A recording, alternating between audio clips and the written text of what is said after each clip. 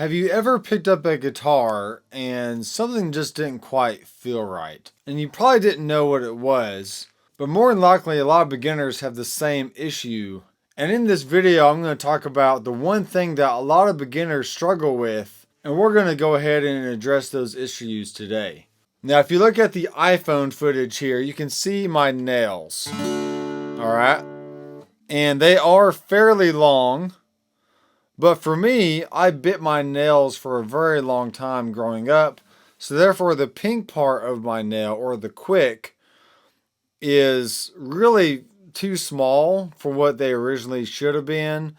So I don't have a lot of grip with my fingers. I can't really grip a basketball that well. But for guitar playing, it's not ideal, but it's fine.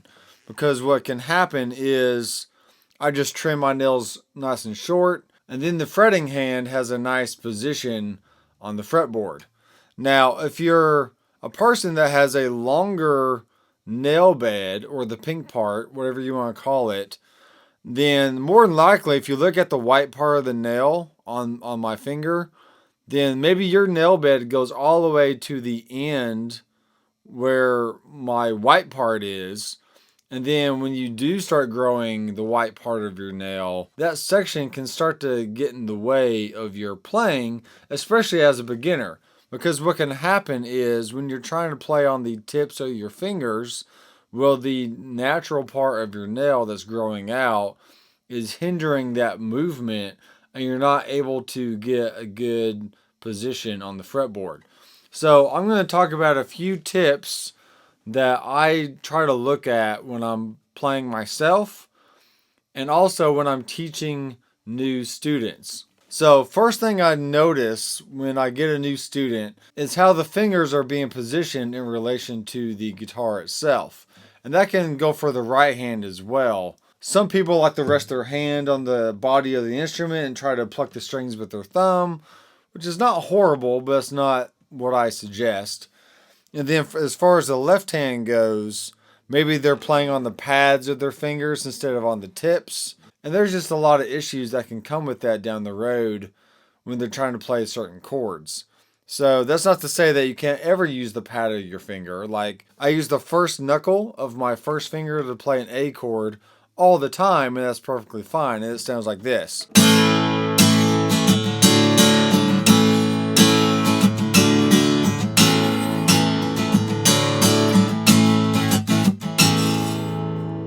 Alright, instead of playing it with three fingers like that, I can just use my first finger up to that first knuckle and then bend the knuckle to where the rest of the finger stays out of the way so the top string can be heard. Alright, so that's the first thing that I look at. Now the second thing is, if they're playing on the pads of their fingers, then why are they playing on the pads of their fingers? And if your nails are too long, well, this could be a huge indicator for you that you probably need to go ahead and trim the nails, down to the quick, so that way you get a nice position on the fretboard and you're not hindered by the length of your nail. Now, I do prefer to have some kind of length on your picking hand instead of your fretting hand, and for the reason that it is good to use your natural nail almost as a pick.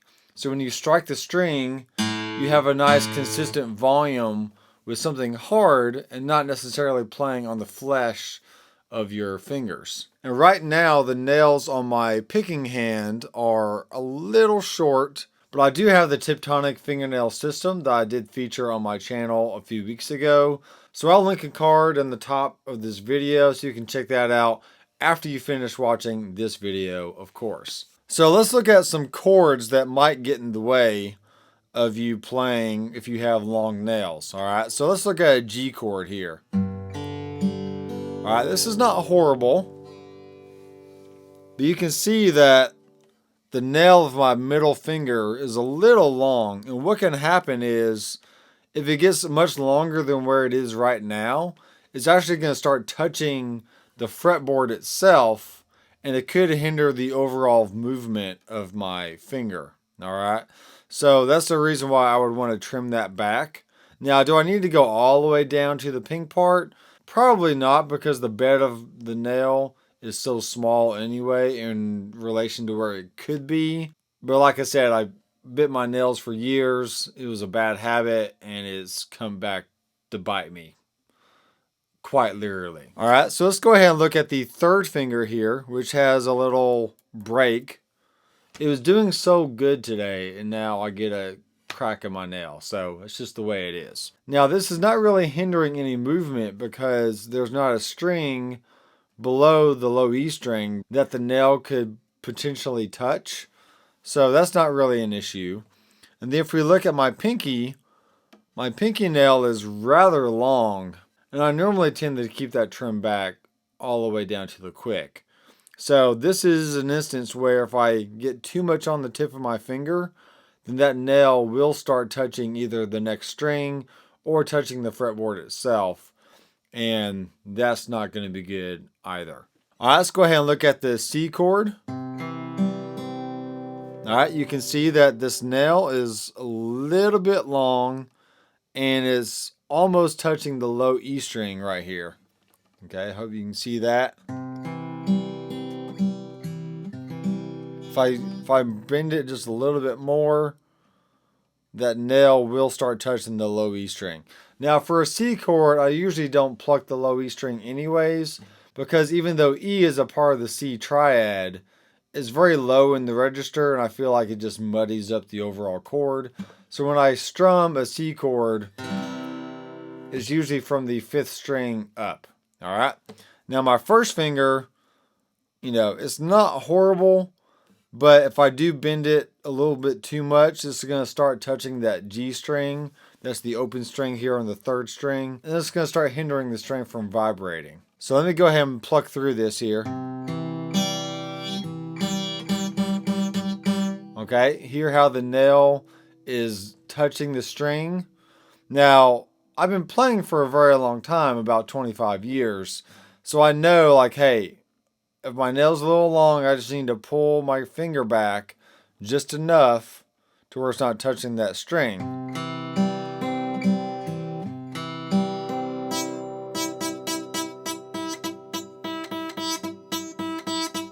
Okay, but since my finger is pulling back, now I'm actually touching the top E string, and the bottom part of my finger is touching the string and it's muting it, which is not good either.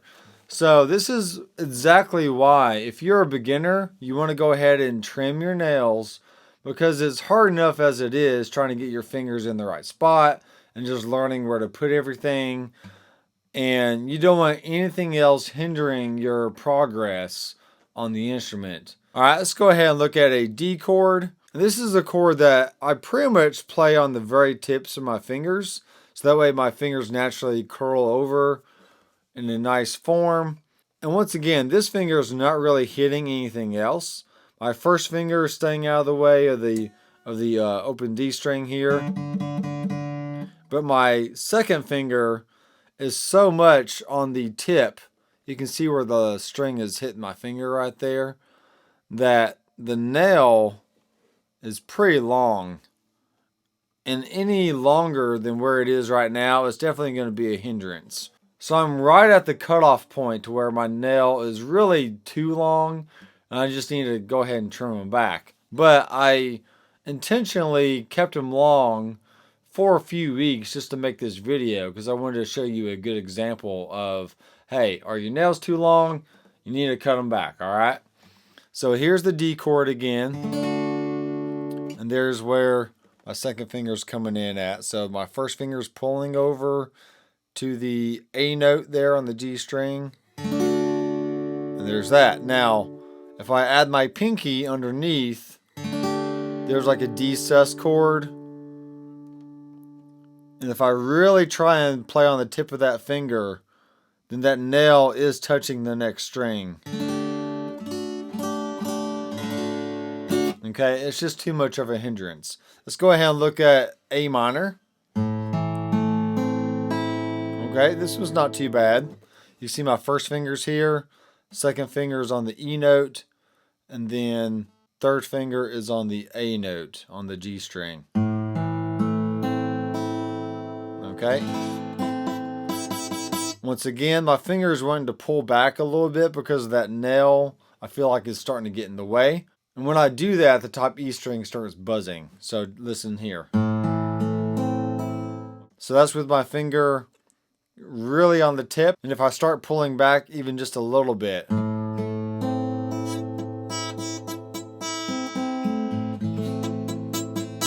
so those are just a few examples of chords that you learn as a beginner that having longer nails will definitely hinder your progress. So if you've never trimmed your nails before or you're too young, just have your parents do it for you. I'm sure they'll do it right. And if you're a teenager or an adult, and maybe you're in sports all the time or you're doing all kinds of extracurricular activities, where maybe the guitar is not your main focus throughout the week, just keep an eye out on the length of your nails and be sure that you keep them trimmed back, you keep them clean, and I like to have a file laying around, maybe in the drawer of the island in the kitchen, or maybe here on my desk in the studio. So that way if I get a snag on my nail or something like this fingernail right here, I can go ahead and either clip the nail or just file it back down to a decent size.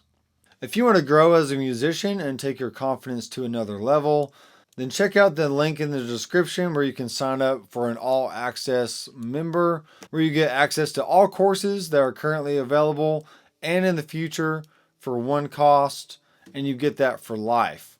So I know a lot of people like taking personal lessons or private lessons with a one-on-one teacher, but if you start watching my channel and you like the way I teach, then maybe you can consider becoming a member and being my student for life. So definitely be sure to subscribe down below and click the bell so you'll be notified the next time I release a new video. And in the meantime, I'm Dr. McFarland. I will see you in the next video. Keep rocking.